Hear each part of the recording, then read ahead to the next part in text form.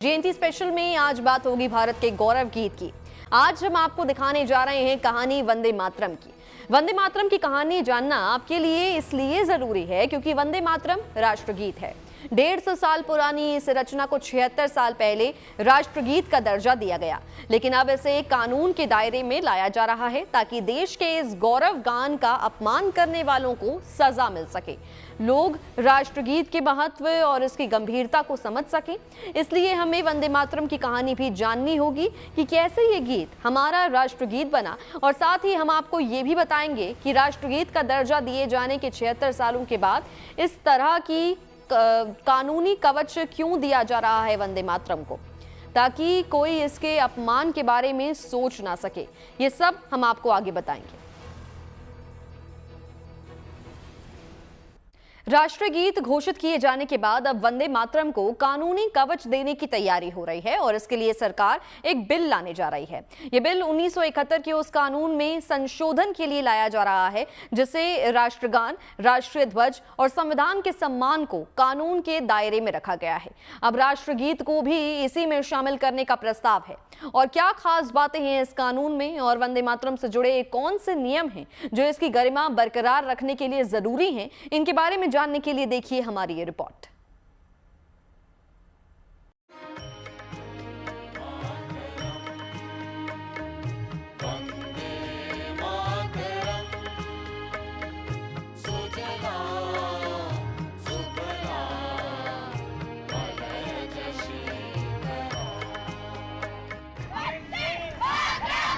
वंदे मातरम भारत का राष्ट्रीय गीत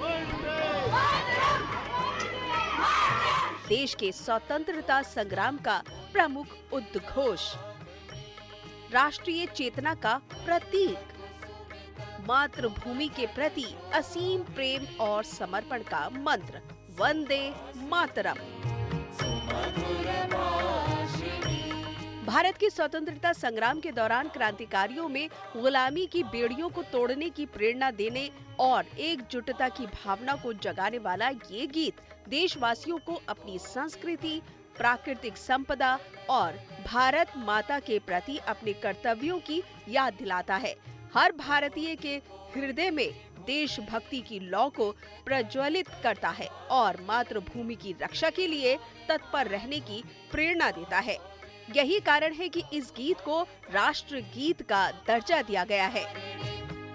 और अब इसकी रचना के 150 साल पूरे होने पर इसे उचित सम्मान देने के लिए कानून में संशोधन किया जा रहा है। इसके लिए केंद्र सरकार संसद के मॉनसून सत्र में नया संशोधन विधेयक लाने जा रही है।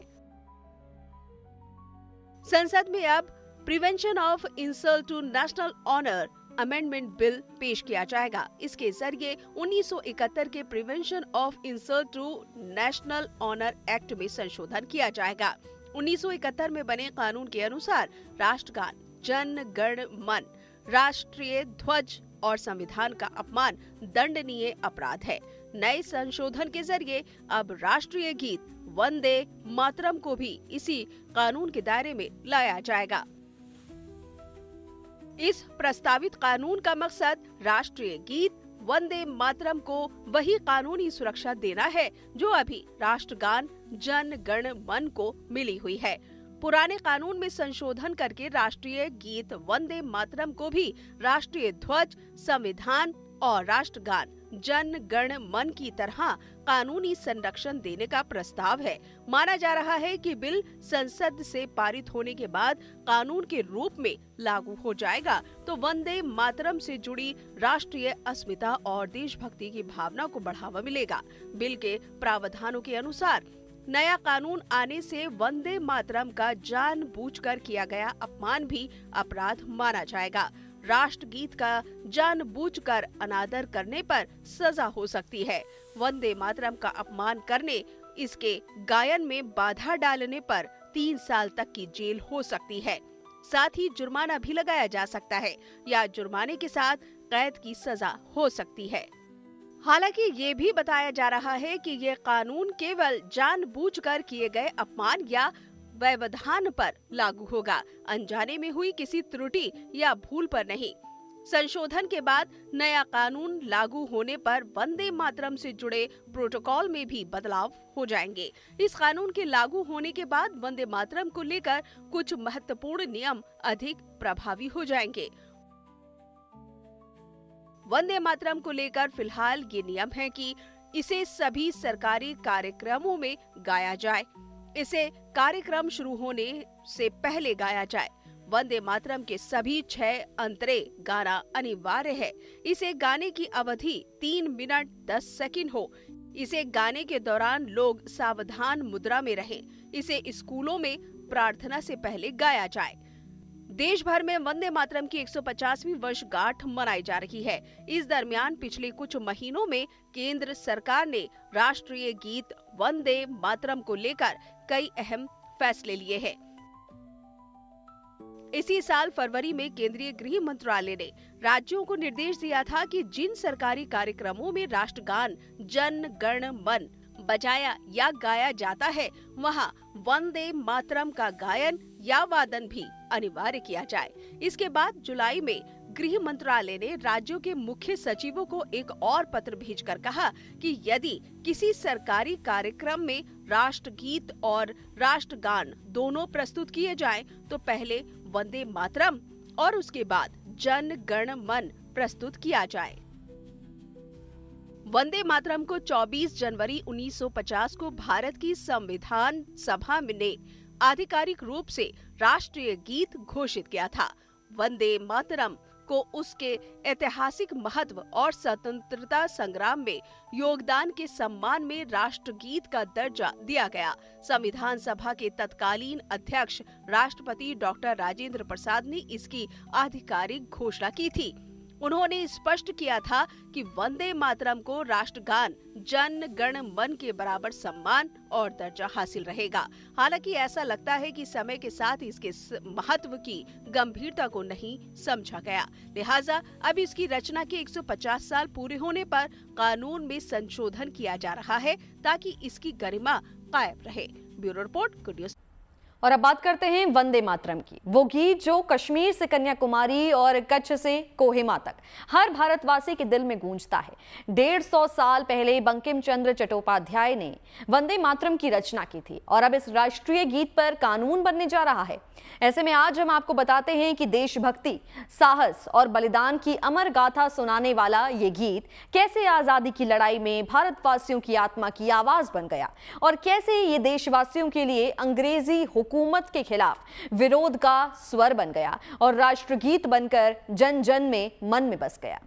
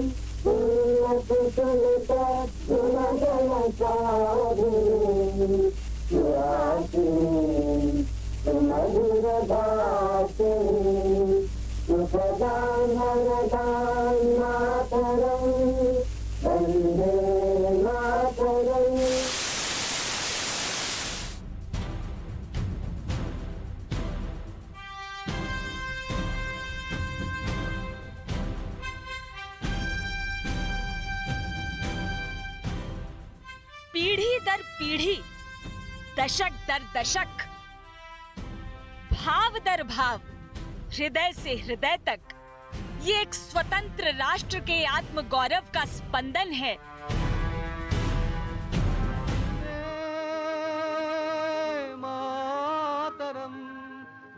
शब्द जो स्वतंत्रता संग्राम में रक्त रंजित आहुति की पुकार बने।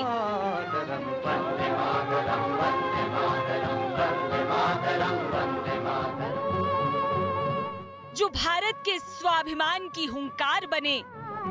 स्वराज आंदोलन में आशा का संचार बने।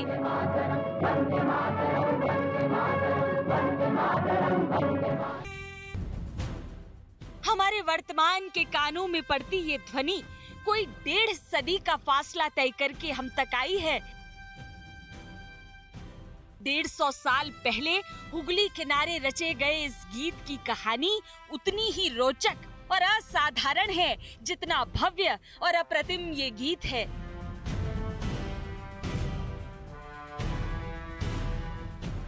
वंदे मातरम गीत की उत्पत्ति पूरी तरह से भारतीय स्वतंत्रता संग्राम से जुड़ी हुई है। जब ब्रिटिश सरकार भारतीयों की आत्मा पर प्रहार कर रही थी, तब वंदे मातरम महामंत्र बनकर कोलकाता से काशी और कश्मीर से कन्याकुमारी तक भारतीय लोगों के हृदय में भारत माता के लिए देशभक्ति और प्रेम जगा रहा था। इस गीत के सृजन का आधार एक स्वतंत्र भारतीय के स्वाभिमान पर चोट का उत्तर था।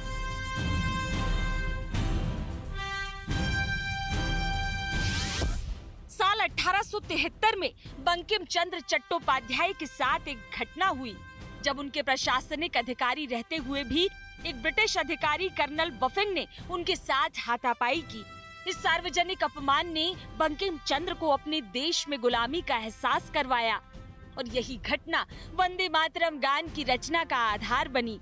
1875 में संस्कृत और बंगाली के संगम से भारतीय संस्कृति और आत्मगौरव के पुनर्जागरण के लिए बंकिम चंद्र ने इस गीत की रचना की। इस गीत में भारत माता को एक सजीव और एक माँ के रूप में दर्शाया गया है। 1882 में बंकिम चंद्र चट्टोपाध्याय के उपन्यास आनंद मठ में वंदे मातरम को शामिल किया गया और 1896 में रविंद्रनाथ टैगोर ने कोलकाता में कांग्रेस अधिवेशन में इसे पहली बार गाया।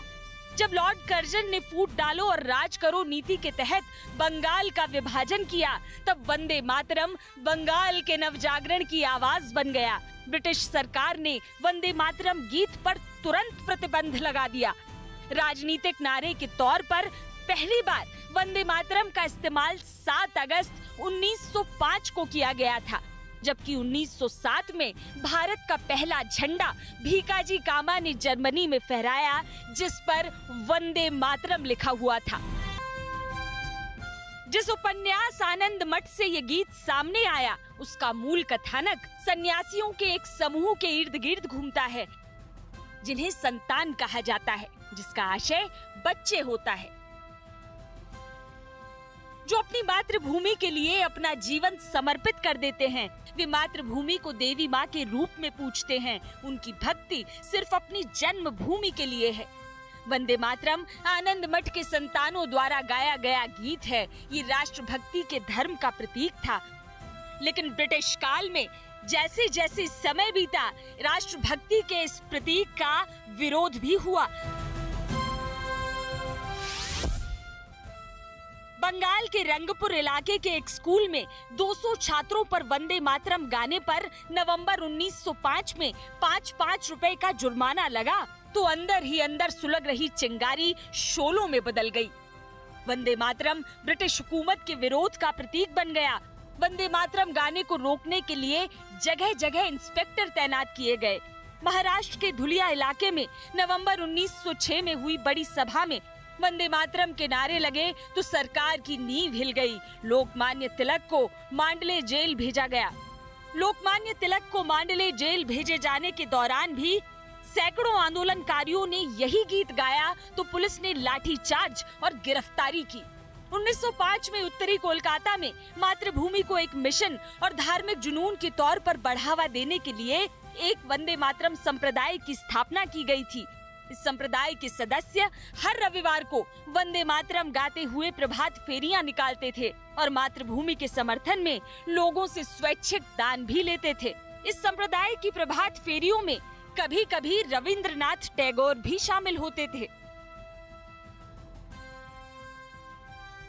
वंदे मातरम गीत से जुड़ी आजादी के संघर्ष की कई कहानियां हैं। आजादी के आंदोलन में वंदे मातरम क्रांति की चिंगारी बना। आजादी की आवाज बन चुके वंदे मातरम को उसके ऐतिहासिक योगदान के लिए 24 जनवरी 1950 को राष्ट्रीय गीत का गौरव प्राप्त हुआ। इस गान का महत्व इसी से समझा जा सकता है कि इस गीत की वंदना में करोड़ों भारतीयों ने अपना जीवन समर्पित कर दिया। 1882 में उन्होंने अपने उपन्यास के अंदर इसको स्थान दिया। आनंद मठ उस उपन्यास का नाम था। और उसके बाद फिर ये बंग भंग जो आंदोलन चला उसके अंदर राष्ट्रभक्ति का एक प्रतीक के तौर पे उभरा और पूरे देश भर के अंदर जो राष्ट्रीयता से जुड़े लोग थे, जो क्रांतिकारी थे, उन सभी क्रांतिकारियों ने राष्ट्रगीत वंदे मातरम को भारत के ऐतिहासिक सांस्कृतिक विरासत के तौर पर स्वीकारा और राष्ट्रभक्ति के आंदोलन में इस राष्ट्रगीत वंदे मातरम को एक भारत की सांस्कृतिक एकता के प्रतीक के तौर पर स्वीकारा और बहुत श्रद्धापूर्वक गाया। ये इस राष्ट्रगीत वंदे मातरम का सफर है जो कि 1870 से चल करके आज 150 वर्ष बाद 2025 में भी उसी तरह से लोग श्रद्धा भक्ति के साथ गा रहे हैं। लेकिन देश आजाद होने से पहले ही वंदे मातरम और जनगण मन को लेकर विवाद शुरू हो गया था।